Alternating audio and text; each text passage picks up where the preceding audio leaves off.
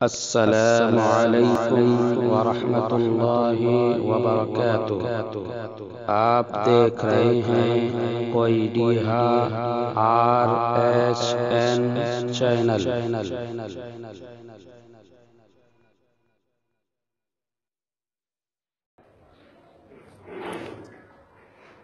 الحمد لله نحمده ونستعينه ونستغفره ونعوذ بالله من شرور أنفسنا ومن سيئات أعمالنا من يهده الله فلا مضل له ومن يضلل فلا هادي له وأشهد أن لا إله إلا الله وحده لا شريك له وأشهد أن محمدًا عبده ورسوله يا أيها الذين آمنوا اتقوا الله حق تقاته ولا تموتن إلا وأنتم مسلمون يا أيها الناس اتقوا ربكم الذي خلقكم من نفس واحدة وخلق منها زوجها وبث منهما رجالا كثيرا ونساء واتقوا الله الذي تساءلون به والأرحام إن الله كان عليكم رقيبا يا أيها الذين آمنوا اتقوا الله وقولوا قولا سديدا يصلح لكم أعمالكم ويغفر لكم ذنوبكم ومن يطع الله ورسوله فقد فاز فوزا عظيما أما بعد فإن خير الحديث كتاب الله وخير الهدي هدي محمد صلى الله عليه وسلم وشر الأمور محدثاتها وكل محدثة بدعة وكل بدعة ضلالة وكل ضلالة في النار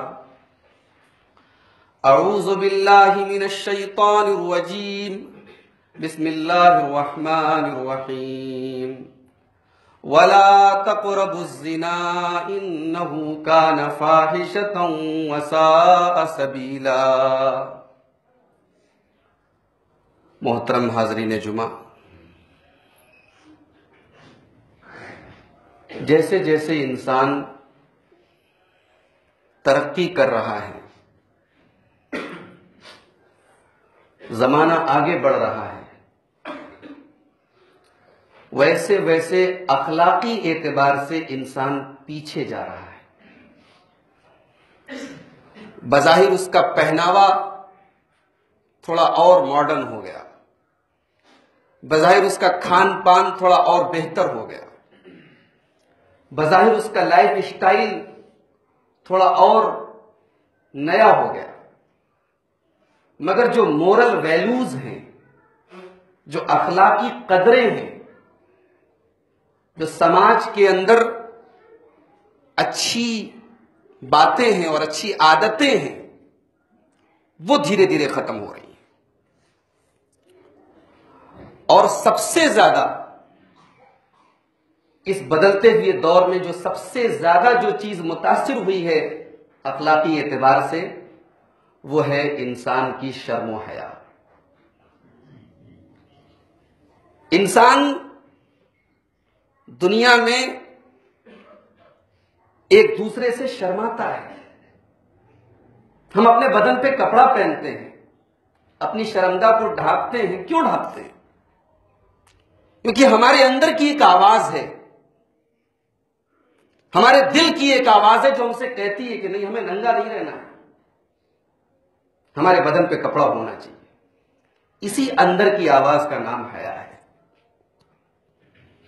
اور یہ حیا دنیا کے ہر مذہب میں، دنیا کے ہر دین میں اس شرم و حیا کو بڑی اہمیت دی گئی ہے۔ اور ہمارے دین میں، ہمارے اسلام میں تو پوچھنا ہی کیا ہے، حیا کو ایمان کا ایک حصہ قرار دیا گیا۔ اللہ کے پیارے نبی جناب محمد الرسول اللہ صلی اللہ علیہ وسلم فرماتے ہیں، الایمان بدع و ستون شعبہ، ایمان کی 60 سے زیادہ شاخیں ہیں، ایمان کی مور دین 60 برانچز، 60 سے زیادہ برانچ ہے، شاخ ہے، انہی 60 شاخوں میں سے ایک شاخ حیا بھی ہے۔ یہ جو حیا ہے، یہ جو شرم ہے، اس کی عظمت بیان کرنے کے لیے یہی کافی ہے کہ یہ اللہ تبارک و تعالیٰ کی ایک صفت ہے۔ اللہ تعالیٰ بھی حیا کرتا ہے۔ اللہ کے پیارے نبی صلی اللہ علیہ وسلم فرماتے ہیں، ابن ماجہ کی صحیح روایت ہے، ان ربکم تبارک و تعالی حیی کریم، تمہارا رب حیا والا ہے، تمہارا رب حیا والا ہے۔ اس کے سامنے بندہ ہاتھ پھیلائے، اللہ کو حیا آتی ہے کہ بندے کو خالی ہاتھ کیسے لوٹائے۔ جس سماج کے اندر حیا ہے وہ سماج ایک اچھا سماج ہے، ایک مہذب سماج ہے، ایک مزین سماج ہے، اور جس سماج کے اندر سے حیا نکل جائے اس سے برا کوئی سماج نہیں۔ اللہ کے پیارے نبی صلی اللہ علیہ وسلم فرماتے ہیں، ما کان الفحش فی شیء الا شانہ وما کان الحیاء فی شیء الا زانہ، جس چیز کے اندر بے حیائی آ جائے وہ بگڑ جاتی ہے، اور جس چیز کے اندر حیا آ جائے وہ اچھی ہو جاتی ہے۔ تمام بھلائیوں کا سر چشمہ حیا ہے۔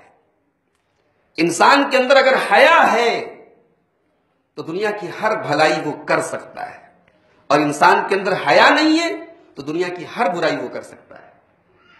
اللہ کے پیارے نبی صلی اللہ علیہ وسلم نے فرمایا، الحیاء خیر کلہ لا یأتی الا بخیر، حیا پوری کی پوری بھلائی کا نام ہے، حیا سے سوائے بھلائی کے اور اچھائی کے کچھ حاصل نہیں ہوتا۔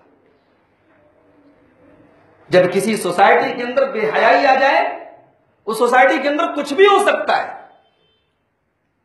اللہ کے نبی صلی اللہ علیہ وسلم فرمایا، ان مما ادرک الناس من کلام النبوۃ الاولی اذا لم تستحی فاصنع ما شئت، انسان کے اندر اگر حیا نہ ہو تو جو مرضی اس کے دل میں جو آئے وہ کر سکتا ہے، کوئی بندش نہیں ہے، کوئی لمیٹیشن نہیں ہے، کوئی حد نہیں ہے، کوئی رکاوٹ نہیں ہے، حیا روک کے رکھتی ہے ہمیں اور آپ کو۔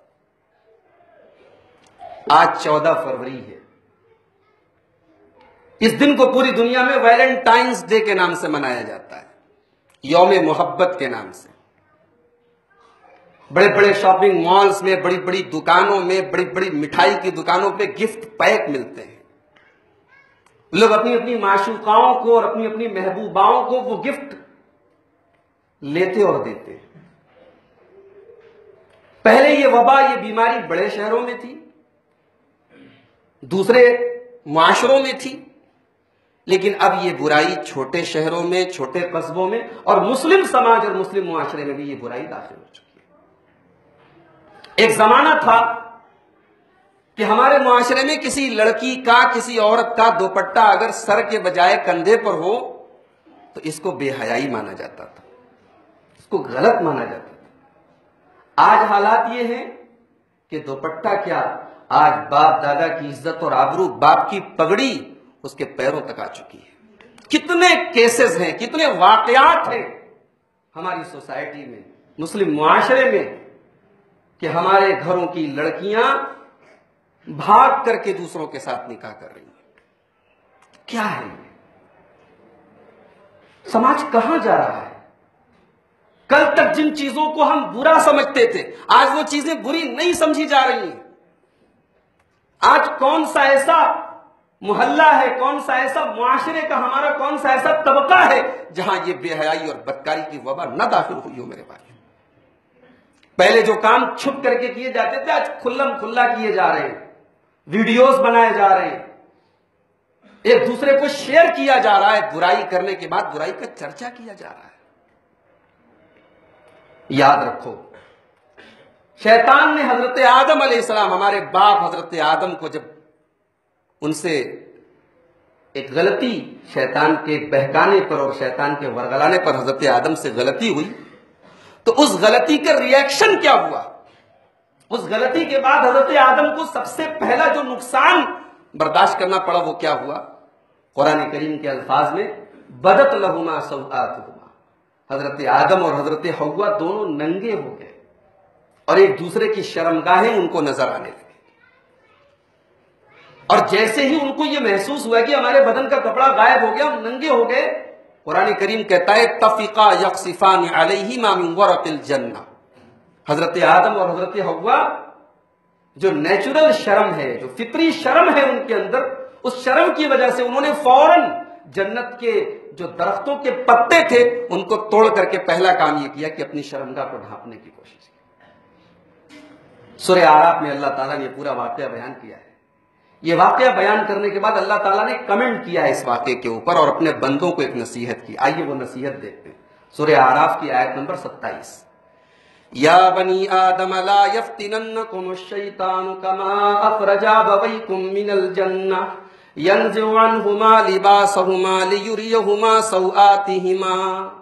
اے آدم کے بیٹو، اے آدم کی اولاد، اے انسانوں، اے مردوں، اے عورتوں، دیکھو شیطان تمہیں ویسے نہ گمراہ کر دے جیسے تمہارے باپ آدم اور تمہاری ماں حوا کو گمراہ کر دیا۔ شیطان نے ان کے کپڑے چھین لیے ان کے بدن سے۔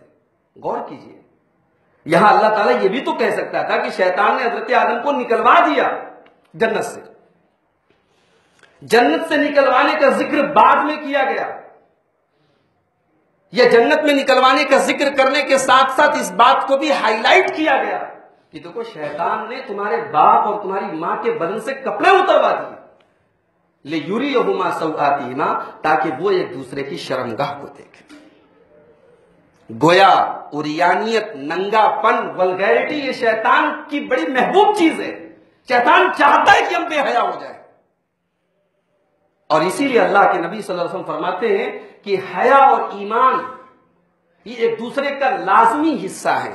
جس سوسائٹی میں حیا ہے اس سوسائٹی میں ایمان ہے، اور جس سوسائٹی کے اندر بے حیائی آ جائے وہ سوسائٹی ایک دن مرتد ہو جائے گی، بے ایمان ہو جائے گی۔ اللہ کے نبی فرماتے ہیں الحیاء والایمان قرنا جمیعا فاذا رفع احدهما رفع الاخر۔ حیا اور ایمان ایک دوسرے کا حصہ ہیں، حیا ختم تو ایمان ختم۔ محبت، یہ محبت نہیں ہے میرے بھائیو، یہ ہوس ہے، یہ واسنا ہے، یہ کسی کی عزت کے ساتھ کھیلنا ہے۔ اور اگر یہ محبت ہے تو کیوں ایک انسان جو دوسرے کی بیٹی کو اپنا گفٹ دیتا ہے، جب اس کی بہن کے گھر میں کوئی گفٹ آتا ہے تو وہ ناراض ہوتا ہے؟ جو دوسروں کو جا کر کے پھول دے رہا ہے، اس کے گھر میں جب پھول نظر آتا ہے اس کے چہرے پر، اس کے پیشانیوں پر بل کیوں پڑ جاتے ہیں اگر یہ کوئی اچھی چیز ہے؟ میرا یہ جملہ نوٹ کرو، اسلام محبت کا مخالف نہیں ہے، اسلام میں محبت کوئی غلط چیز نہیں ہے، مگر محبت کون سی محبت؟ آئیے میں بتاؤں کہ اسلام کون سی محبت کی ہمیں اور آپ کو اجازت دیتا ہے۔ سورہ روم اٹھائیے، محبت کیا ہوتی ہے ذرا آئیے قرآن کریم کی آیت سے اندازہ لگائیے۔ وَمِنْ آيَاتِهِ أَنْ خَلَقَ لَكُم مِّنْ أَنفُسِكُمْ أَزْوَاجًا لِتَسْكُنُوا إِلَيْهَا۔ میرے بندو، اللہ تبارک و تعالیٰ کی ایک بہت بڑی نشانی یہ بھی ہے کہ اس نے تمہارے لیے تمہاری بیویوں کو بنایا، لِتَسْكُنُوا إِلَيْهَا، تاکہ تم ان سے سکون حاصل کرو، وَجَعَلَ بَيْنَكُمْ مَوَدَّةً وَرَحْمَةً، اور اللہ نے میاں بیوی کے درمیان، شوہر بیوی کے درمیان محبت اور رحمت پیدا کر دی۔ یہ ہوتی ہے محبت جو زندگی بھر ساتھ نبھانے کے لیے ہوتی ہے۔ اگر شادی کر کے بھی کسی کا مقصد صرف اپنی جنسی خواہش پوری کرنا ہو تو یاد رکھو اسلام کی نظر میں یہ بھی غلط ہے۔ اسلام نے صاف صاف کہا کہ نکاح کا مقصد صرف اپنی ڈیزائرز پوری کرنا نہیں، اپنی خواہشات پوری کرنا نہیں، مزے لینا نہیں ہے، نکاح کا مقصد نبھانا ہے، ساتھ نبھانا ہے۔ اسی لیے قرآن کریم کے 5ویں پارے میں جہاں نکاح کا ذکر ہے وہاں اللہ نے صاف صاف کہہ دیا محسنین غیر مسافحین۔ دیکھو شادی کا مقصد نبھانا ہے، زندگی بھر ساتھ نبھانا ہے، صرف اپنی شہوت پوری کرنا نہیں ہے۔ اسی لیے ہماری شریعت نکاح کوئی ایسی چیز نہیں ہے کہ جو چھپ کر کے کی جائے۔ ہماری شریعت نے نکاح کا اعلان کرنے کا حکم دیا، اعلنوا ھذا النکاح، اللہ کے نبی کہتے ہیں نکاح کا اعلان کرو۔ جو چھپ کر کے ملا جائے وہ محبت نہیں ہے۔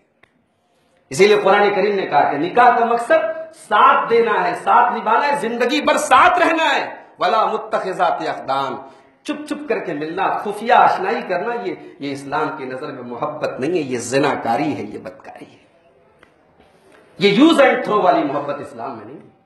اسلام کہتا ہے آپ جوان ہیں، شادی کے قابل ہیں، شادی کریں، نکاح کریں، اور نکاح کر کے جس عورت کو آپ اپنی زندگی میں لائیں، اس عورت کے ساتھ صرف یہ نہیں کہ آپ اپنا بیڈ روم شیئر کر رہے ہیں، اس عورت کے ساتھ آپ کی پوری زندگی شیئر ہو رہی ہے، وہ آپ کی رفیق حیات ہے، وہ آپ کی لائف پارٹنر ہے، وہ آپ کی جیون سنگینی ہے، اس کو اپنی پوری زندگی کے اپنے سکھ، اپنے دکھ، ہر چیز میں اس کو شیئر کرنا ہے، اس کو ساتھ رکھنا ہے۔ حیا آج سماج سے ختم ہو رہی ہے میرے پیارے ساتھی، اور یاد رکھو اسلام نے یہ حیا جو ہے اس کا کوئی دل سے تعلق نہیں۔ بہت سارے لوگ کہتے ہیں آدمی کا دل صاف ہونا چاہیے، یہ پردہ وردہ کیا ہوتا ہے؟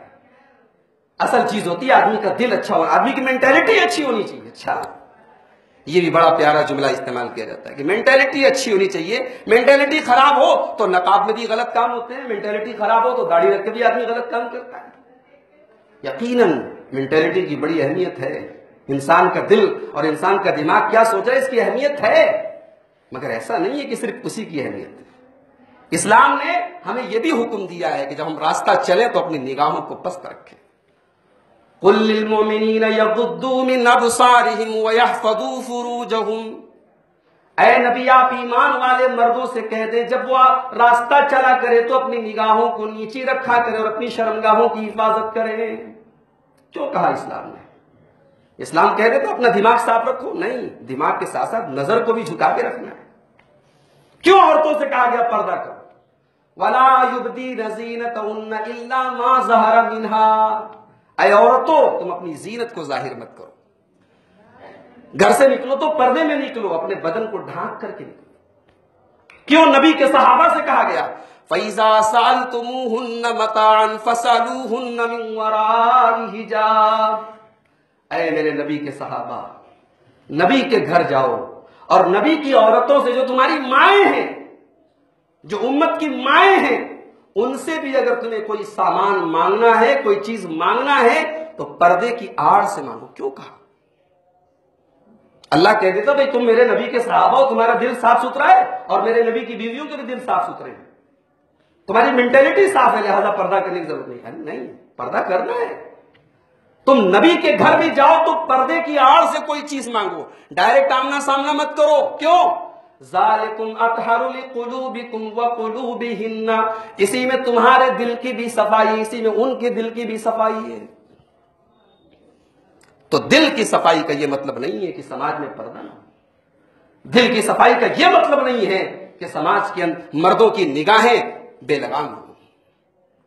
میرے بھائیوں، آج ہمیں اور آپ کو اس پر غور کرنا چاہیے کہ ہماری سوسائٹی کہاں جا رہی ہے۔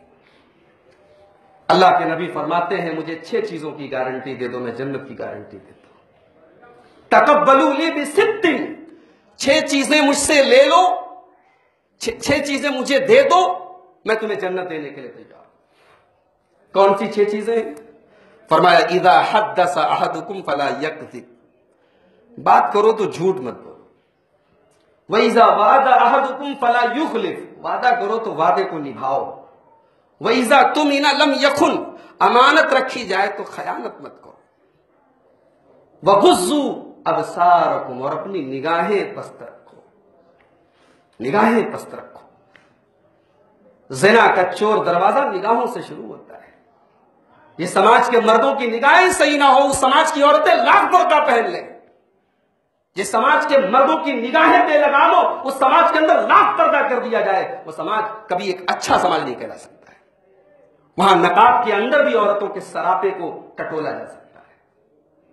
غضوا ابصارکم، اپنی نگاہوں کو پست رکھو۔ وکفوا ایدیکم، اور اپنے ہاتھوں کو کنٹرول رکھو، کنٹرول کرو۔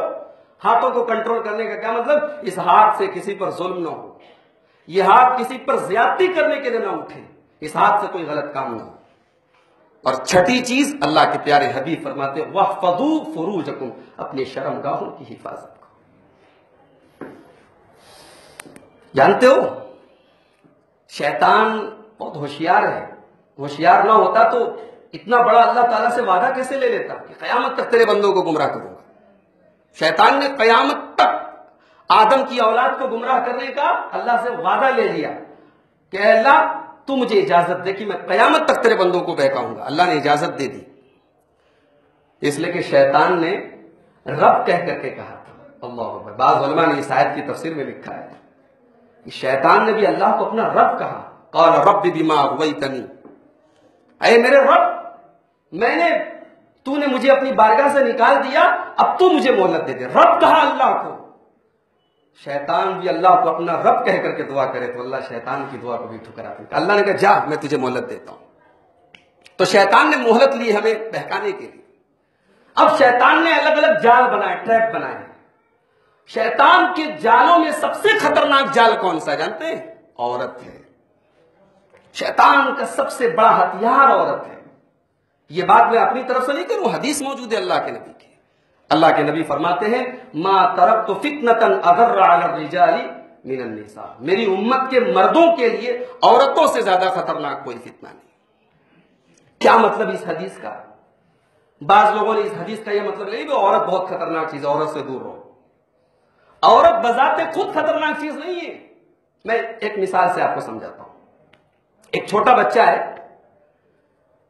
وہ گھر کے باہر ٹہل رہا ہے. اب باہر کچھ ایسے لفنگے قسم کے لوگ ٹہلتے ہیں جو کڈنیپ کرتے ہیں چھوٹے بچوں کو، اور ان چھوٹے بچوں کو کڈنیپ کر کے پھر ماں باپ کو پریشان کرتے ہیں، ان سے لمبی لمبی رقم مانگتے ہیں. تو اب یہ جو چھوٹے بچے باہر ٹہل رہے ہیں، یہ بڑے ہو جائیں گے تو پھر ان کو کڈنیپ کرنا مشکل ہو جائے گا. یہ جب تک چھوٹے ہیں، چونکہ ناسمجھ ہیں اور آسان ہے ان کو ٹریپ کرنا، تو ماں باپ کیا کرتے ہیں کہ اس طریقے کے بچوں کی زیادہ کیئر کرتے ہیں. اس طریقے کے بچے کو باہر کم نکلنے دیتے، یا نکلتے تو ساتھ میں لے کر کے نکلتے ہیں. اب وہ چھوٹا بچہ یہ سمجھے میرے ساتھ ظلم ہو رہا ہے، ہمارے بڑے بھائی، بڑے ابا، چاچا، دادا سب لوگ باہر ٹہل رہے اور ہم جب جائیں تو کسی کے ساتھ جائیں. اس کو یہ غلط فہمی ہو سکتی ہے. تو ماں باپ سمجھائیں گے کہ ہم ساتھ اس لیے جا رہے ہیں تمہاری پروٹیکشن کے لیے، تمہاری حفاظت کے لیے. عورت شیطان کا وہ ہتھیار ہے جسے شیطان بہکانے کے لیے اور بدکاری کے لیے استعمال کرتا ہے. اللہ کے نبی کی ایک حدیث سنیے، بڑی پیاری حدیث ہے. اللہ کے نبی فرماتے ہیں المرأۃ عورۃ، عورت چھپانے کی چیز ہے، عورت پردے میں رکھنے کی چیز ہے. فإذا خرجت، جب عورت گھر سے نکلتی ہے، استشرفها الشیطان، شیطان اس کو اپنے ٹریپ میں، اپنے جال میں پھنسا لیتا ہے. اسی لیے اللہ کے نبی نے بڑی سختی سے منع کیا کہ خبردار کوئی غیر محرم مرد کسی غیر محرم عورت کے ساتھ تنہائی میں نہ رہے، خلوت میں نہ رہے. بہت بڑا علامہ ہے اور یہ بہت بڑی اللہ کی نیک بندی ہے، بہت تہجد گزار ہے، تب بھی وہ مرد ہے اور یہ عورت ہے تو دونوں تنہائی میں نہ رہے. اللہ کے نبی کی ایک حدیث نے تمام راستے بند کر دیے. نہ ہوٹل میں، نہ پارکوں میں، نہ ریسٹورنٹ میں، نہ دکانوں پر، نہ سفر میں، نہ کالجز میں، نہ یونیورسٹیز میں، کہیں نہیں. ایک مرد ایک پرائی عورت کے ساتھ تنہائی میں نہ رہے. کیوں اتنی پابندی لگائی عورت کے اوپر؟ کہا کہ الا وثالثہما الشیطان، جب ایک مرد کسی عورت کے ساتھ تنہائی میں رہتا ہے تو وہاں تیسرا شیطان رہتا ہے.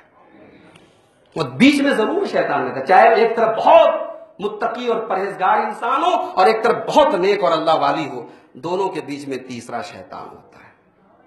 اور جب سے اللہ معاف کرے ہمارے یہاں موبائل اور سوشل میڈیا کا دور ہے، آپ کس سے چیٹنگ کر رہے ہیں، کس سے واٹس ایپ پر بات کر رہے ہیں، یہ آپ جانتے ہیں یا وہ جانتا ہے جس سے آپ بات کریں، آپ کا رب جانتا ہے.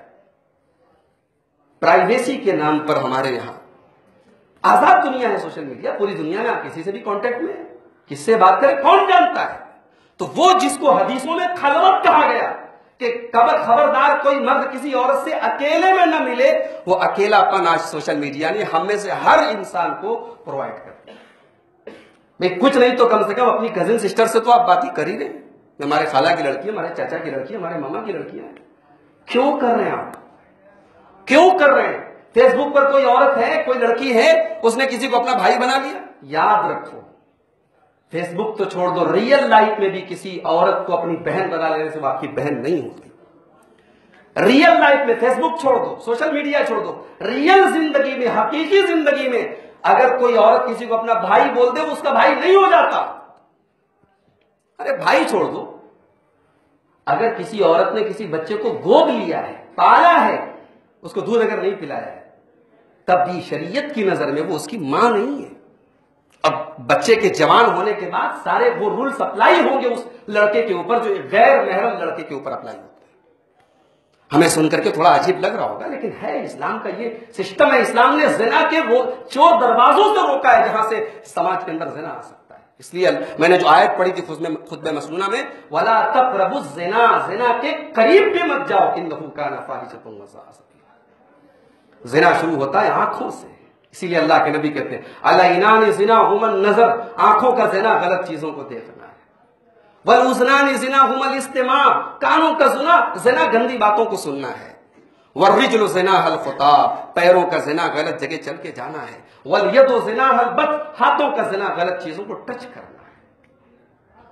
ہاں لڑکے لڑکیاں ملاقاتیں کر رہے ہیں، ایک دوسرے سے مل رہے ہیں، گھوم رہے ہیں ساتھ میں، اور ہمیں کوئی فرق نہیں پڑتا. اور اللہ کے نبی کیا کہتے ہیں لَأَن يُطْعَنَ أَحَدُكُمْ بِمِخْيَةٍ مِّنَ الْحَدِيدِ، اے میرے صحابہ اگر کسی کے سر میں لوہے کی کیل ٹھونک دی جائے، اگر کسی کے سر میں لوہے کی کیل ٹھونک دی جائے، یہ اتنی خطرناک بات نہیں ہے جتنی خطرناک بات یہ ہے کہ ایک مرد کسی پرائی عورت کو ہاتھ لگائے، اس کو ٹچ کرے، اس کو چھوئے.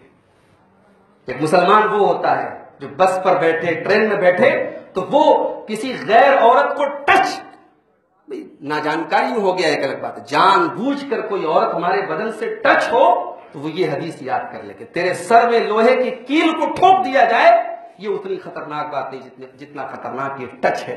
جو اسلام ایک ٹچ سے منع کرتا ہے وہ اسلام اس سے آگے کی اجازت دے سکتا ہے. میرے بھائیوں، اللہ کے نبی نے معراج کے سفر میں بہت سارے عذاب کے منظر دیکھے تھے. بہت ساری چیزیں آپ نے دیکھی تھی، اس میں ایک منظر آپ نے یہ بھی دیکھا تھا. آپ فرماتے ہیں کہ میں نے دیکھا کہ ایک تندور ٹائپ کی کوئی عمارت ہے.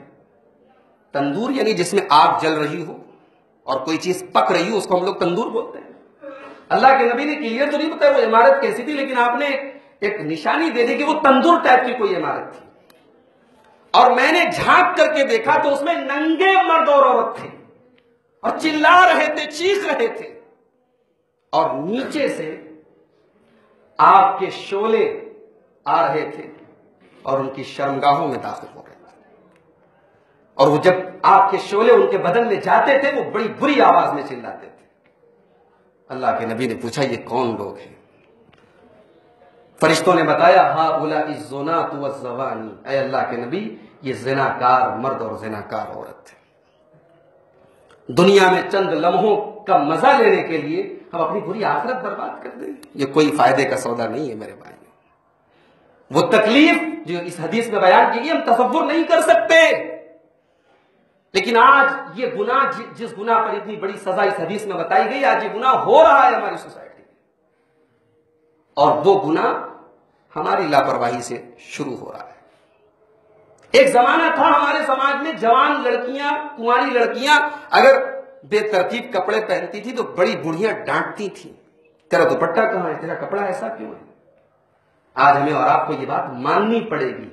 جوان لڑکیوں کو چھوڑ دیجئے جو یعنی عمر دراز کی کیٹیگری میں جا چکی ہیں، جو 40 کے پار ہیں، 50 کے پار ہیں، ایسی عورتیں بھی آج ایسا بن سنور رہی اور ایسے کپڑے پہننے شرم آتی ہے. کیا ہو گیا ہے سماج کو؟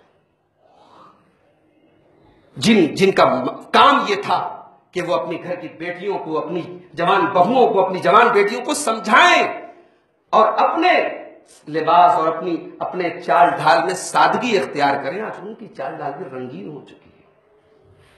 اللہ ہم سب پر رحم فرمائے میرے بھائیوں. ان حالات کا علاج کیا ہے؟ یہ آخری بات بیان کر کے بات ختم کرو کہ یہ جو سماج کے اندر بے حیائی پھیلی ہے، پنپ رہی ہے، دن بدن پھیل رہی ہے، اس کا علاج کیا ہے؟ اس کا سب سے پہلا علاج تو یہ ہے کہ ہم شادی کا جو سسٹم ہمارے یہاں ہے اس کو آسان کریں، صحیح وقت پر نکاح کریں، صحیح وقت پر شادی کریں، اور شادی کی راہ میں ہم نے رسم و رواج کے جو بہت سارے بریکرز لگا کے رکھیں ان کو ختم کریں. اور میں مبارکباد دیتا ہوں تمام لڑکوں کو، ان تمام لڑکیوں کو، ان تمام فیملیز کو جنہوں نے اپنی شادیوں میں ان رسم و رواج کی مخالفت کی ہے یا مخالفت کرنے کا ارادہ کیا ہے یا ان پر بریک لگانے کی بات کی. قرآن کریم نے، اسلام نے نکاح کو آسان کیا ہے، اسی لیے آسان کیا ہے تاکہ زناکاری مشکل ہو جائے۔ اور جب تک نکاح نہ ہو جائے تب تک ایک لڑکا اور ایک لڑکی قرآن کریم کی اس آیت کو یاد رکھے، وَلْيَسْتَعْفِفِ الَّذِينَ لَا يَجِدُونَ نِكَاحًا حَتَّى يُغْنِيَهُمُ اللَّهُ مِنْ فَضْلِهِ۔ جن کی نکاح کی طاقت نہیں ہے، جن کے پاس ابھی نکاح کا انتظام نہیں ہے، وہ اپنے آپ کو پاک دامن رکھیں، پاک دامن رکھیں، اپنی آبرو کی حفاظت کریں، اپنی شرمگاہ کی حفاظت کریں، اپنے آپ کو بدکاری سے بچا کر کے رکھیں، اور اپنے گھروں کے ماحول کو تھوڑا دینداری والا ماحول بنائیں۔ یہ گھر میں ٹی وی ہے، سیریل ہے، فلم دیکھنے کا جو ماحول ہے، گھروں میں گالی گلوچ کا جو ماحول ہے، بیہودہ باتوں کا جو ماحول ہے، اس ماحول نے بھی ہمارے سماج کو خراب کیا ہے۔ آج ہمارے سماج میں گالی عام بات ہے، گھر میں عورتیں ہیں، مرد ہیں، سب اس طریقے کی باتیں جو شریعت کی نظر میں غلط ہے، گندی ہے، ایسی باتیں ہوتی رہتی ہیں۔ نہیں، ہمارا گھر ان سب چیزوں سے پاک ہونا چاہیے۔ گھروں کے اندر ہمارے ہم دیکھتے ہیں بہت سارے لوگ اپنی بات میں زور پیدا کرنے کے لیے گالی استعمال کرتے ہیں، پھر بڑی اس کو ہنس کر کے ٹال دیتے، بھئی ہم نے کوئی ایسی بات تو نہیں کہہ دی جو نہیں ہے۔ ٹھیک ہے، گالی ہمارے یہاں رائج ہے، مگر رائج نہیں ہونی چاہیے، ہمیں اپنی زبانوں کو کنٹرول کرنے کی ضرورت ہے۔ بے حیائی کی سٹارٹنگ زبان سے بھی ہوتی ہے، اسی لیے اللہ کے نبی نے فرمایا ان اللہ لا یبغض الفاحش البذیء، اللہ تعالیٰ گندی زبان والے کو اور بد اخلاق آدمی کو کبھی پسند نہیں کرتا۔ رب العالمین ہم سب کی اصلاح فرمائے، رب العالمین ہمارے نوجوانوں کی خاص طور سے اصلاح فرمائے، ان کو اپنے کردار کی حفاظت کرنے کی توفیق عطا فرمائے۔ رب العالمین ہم سب کو بدکاری اور زناکاری کے اس مہلک مرض سے بچا کر کے رکھے۔ رب العالمین ہمیں اپنے گھر والوں کی اور اپنے بیٹے بیٹیوں کی، اپنے گھروں کی بہنوں کی، اپنے بھائیوں کی، اپنے پورے پریوار کی ایسی تربیت کرنے کی توفیق دے جو اسلامی طریقے پر ہو، جو اسلامی نہج پر ہو۔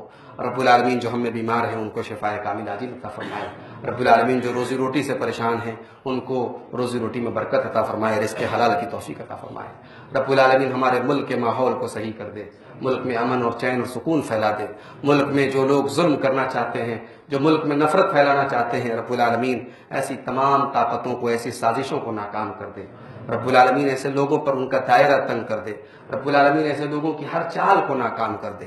الہ العالمین ہماری مسجدوں کی حفاظت فرما، ہمارے جان و مال کی حفاظت فرما، ہماری عزت و آبرو کی حفاظت فرما، ہمارے علماء کی حفاظت فرما، ہمارے دینی اداروں کی حفاظت فرما۔ رب العالمین اسلام کو عزت اور سربلندی عطا فرما، رب العالمین شرک اور مشرکوں کو ذلت اور رسوائی عطا فرما۔ آمین وآخر دعوانا الحمدللہ رب العالمین۔